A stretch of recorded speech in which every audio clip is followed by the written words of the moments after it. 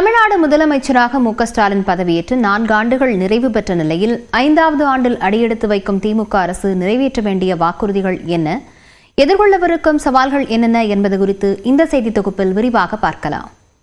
முத்துவேல் கருணாநிதி ஸ்டாலின் என்னும் நான்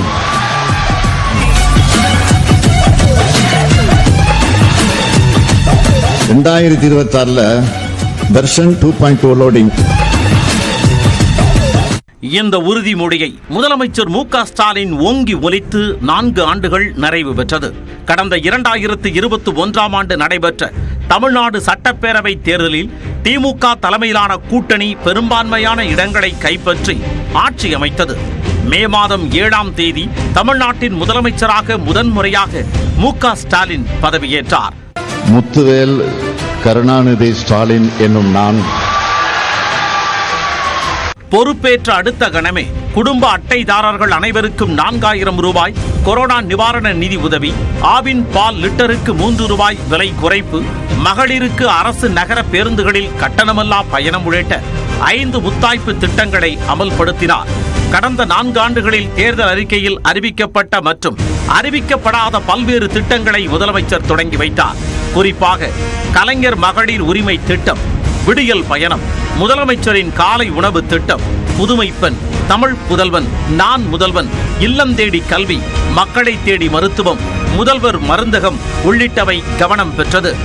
நான் முதல்வன் திட்டத்தில் பயிற்சி பெற்ற 50 தமிழக மாணவர்கள் UPSC தேர்வில் தேர்ச்சி, காலை சிற்றுண்டி விரிவாக்கத்தினால் மாணவர்களின் வருகை அதிகரிப்பு, புதுமை பெண், தமிழ் புதல்வன் திட்டங்களால் உயர்கல்வியில் சேரும் மாணவர்களின் எண்ணிக்கை உயர்வு, இல்லம் தேடி கல்வியால் குழந்தைகளின் இடைநிற்றல் குறைவு, 9.69% பொருளாதார வளர்ச்சி, ஆளுநருக்கு எதிராக சட்ட போராட்டம் நடத்தி வெற்றி உள்ளிட்டவை தமிழக அரசின் சாதனை பட்டியலில் தடம் பதித்தது.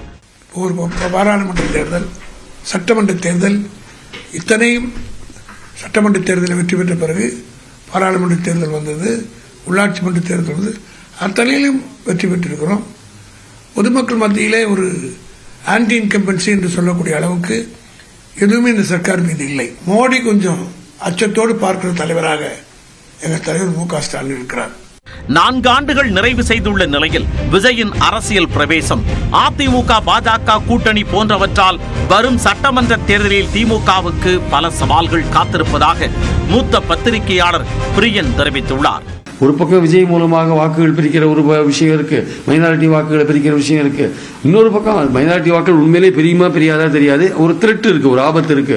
இன்னொரு பக்கம் அதிமுக பாஜக கூட்டணி மூலமாக ஒரு ஊழல் அரசாங்கம் என்று அதை வர்ணிக்கிற ஒரு போக்கு, விமர்சிக்கிற ஒரு போக்கு இருக்கு.